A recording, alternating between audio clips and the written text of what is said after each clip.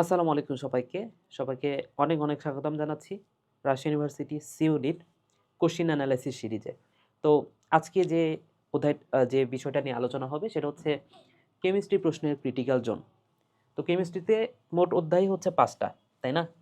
তো এই অধ্যায়গুলোর মধ্যে গুরুত্বপূর্ণ কোন অধ্যায়গুলো সেগুলো কিন্তু আমরা মোটামুটি জানি।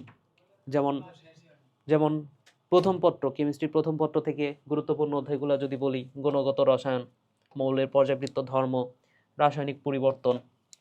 সো এই ৩টা অধ্যায়ই কিন্তু মোটামুটি গুরুত্বপূর্ণ বলা যায়। তো প্রথম অধ্যায় যেটা কেমিস্ট্রির, সেখান থেকে কিন্তু আসলে কোনো বিগত ৪ বছরে কোনো কোশ্চেনই হয় নাই।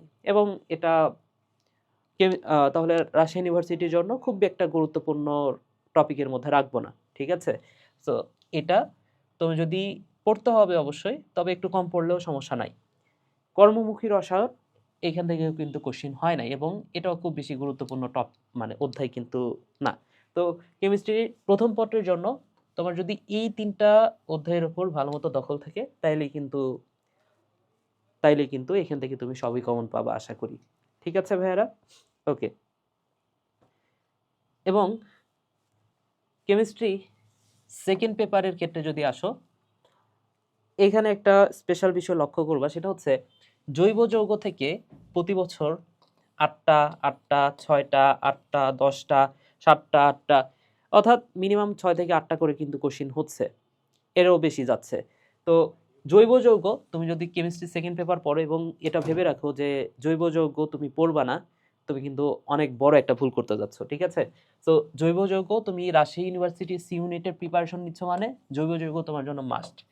এটা মানে ফরজে আইন যেটারে বলে। ঠিক আছে? সো জৈব যৌগ তোমার পড়তেই হবে। পরিবেশ রসায়ন এখান থেকেও ৫টা ৩টা ২টা করে কোশ্চিন হচ্ছে। পরিমাণগত রসায়ন এখানেও ২টা ৩টা ৬টা এরকম কোশ্চিন হয়েছে। কিন্তু তড়িৎ রসায়ন, অন্যান্য ভার্সিটির ক্ষেত্রে কিন্তু তড়িৎ রসায়নকে তুমি অগুরুত্বপূর্ণ বলতে পারবা না। ঠিক আছে? কিন্তু রাজশাহী ইউনিভার্সিটিতে দেখো খুবই কম কোশ্চিন আসছে অন্যান্যগুলোর তুলনায়। ঠিক আছে? এইখানে সমতা নাই আসলে। দেখো এখানে মাত্র একটা, কিন্তু অন্যান্যগুলোতে কিন্তু ৫টা ৮টা করে আসছে। ঠিক আছে?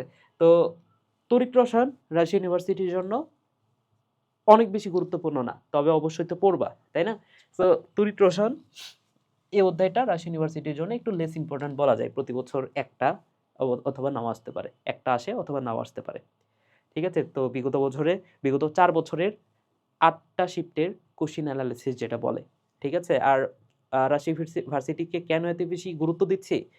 রাজশাহী ভার্সিটির কিছু সুবিধা আছে। যেমন তুমি চাইলেই শুধুমাত্র ম্যাথ অ্যান্সার করতে পারবা, তুমি চাইলেই শুধুমাত্র বায়োলজি অ্যান্সার করতে পারবা, অথবা চাইলে ম্যাথ প্লাস বায়োলজি অ্যান্সার করতে পারবা। তো তোমার হাতে কিন্তু অপশন অনেক। তুমি মেডিকেল প্রিপারেশন নিয়ে থাকো, বা তুমি ইঞ্জিনিয়ারিং প্রিপারেশন নিয়ে থাকো, তোমার জন্য কিন্তু রাজশাহী ইউনিভার্সিটি সি ইউনিট এটা কিন্তু একটা গেম চেঞ্জার হতে পারে। তো ভিডিওটা এখানে শেষ করছি। সবাই ভালো থাকো, সুস্থ থাকো। টাটা।